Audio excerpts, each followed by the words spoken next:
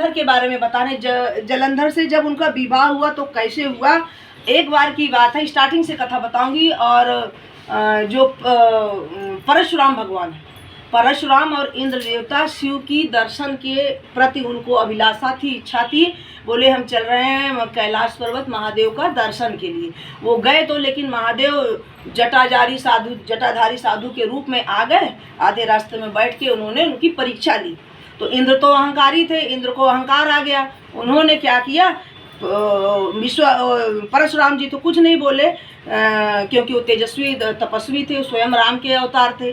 तो उन्होंने क्या किया, करें आप कहाँ से आए हो, क्यों आए हो, किसने आपको भेजा, इसी गांव के हो, कहीं बाहर से आए हो, मेरे रास्ते में बैठे हो, हट जाओ, बिना प्रणाम किए। फिर एक बार बोला, दो बार बोला, नहीं सुन रहा है। तो इंद्र कह रहे हैं अब तो मुझे आपके ऊपर वज्रपात का प्रहार करना पड़ेगा।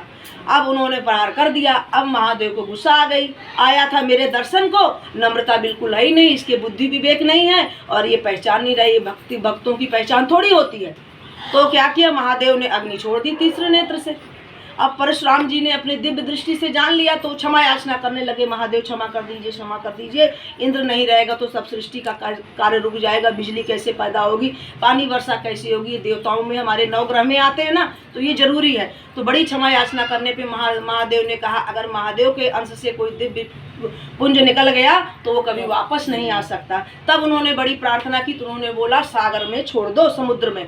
तब उन्होंने जब समुद्र में छोड़ा तो समुद्र में जाते ही वो अग्नि का पुंज वो बालक रूप में धारण कर लिया। बालक रूप में जब वो आ गया, जब बालक रूप में आ गया तो बहुत तेज से पूरी धरती सृष्टि में कोलाहल मच गया। इतना लोग उसकी चीखों से, रोने से सारे देवी देवता तीनों लोग बहरे हो गए, इतना दिव्य पुंज था।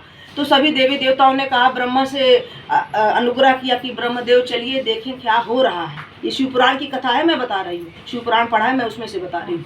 तो बोल रहे हैं कि ये कैसे हो रहा है, चलिए चलिए। सभी देवी देवता ब्रह्मा जी के साथ आए।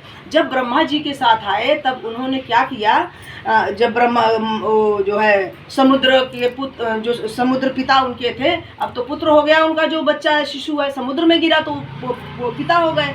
तो समुद्र देवता प्रकट हो गए, उन्होंने ब्रह्मा जी को दे दिया, कहे प्रभु आप अच्छा हुआ आ गए, आप इसको आशीष दीजिए, इसका नामकरण दीजिए, कहाँ से आया, क्या कुल गोत्र का आप बताइए। तब उन्होंने बताया तो जो बच्चा था उसने क्या किया, ब्रह्मा जी का गला पकड़ लिया। और ब्रह्मा जी का गला इतने जोर से पकड़ा, बहुत कोशिश करने पर ब्रह्मा जी छुड़ा नहीं पा रहे थे। ब्रह्मा जी की नेत्रों से अश्रु बह पड़े।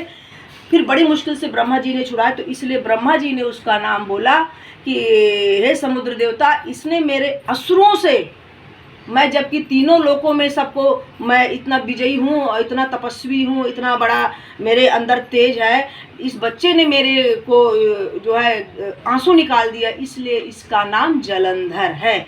जल से उत्पन्न हुआ और मेरे नेत्रों से अश्रु गिराया, इसलिए इसका नाम जलंधर पड़ा। तब से उसका नाम जलंधर पड़ा। जब जलंधर पड़ गया तो बड़ा शक्तिशाली था और उन्होंने बताया ये शिव पुत्रों के समान होगा, कार्तिकेय गणेश के समान ये बलशाली हो, क्योंकि शिव का ही अंश था, पर किसी को पता नहीं था। तो लालन पालन समुद्र देवता उनका करने लग गए। जब लालन पालन होने लग गया तो धीरे धीरे वहाँ एक दिन राहु बैठा था। राहु बैठा था तो जलंधर की दृष्टि पड़ी। उसने गुरु शुक्राचार्य, जो राक्षसों के देवता थे गुरु शुक्राचार्य, और देवताओं के थे गुरु बृहस्पति। तो शुक्राचार्य से पूरा पूछा कि हे गुरु, इसकी ऐसी दशा किसने की, इसकी तो मुंडी कटी हुई है, शरीर में बैठा है। तो बोला कि ऐसी ऐसी बात थी, समुद्र मंथन हुआ था, देवताओं ने तुम्हारे पिता का हनन किया, सारे हीरे जवाहर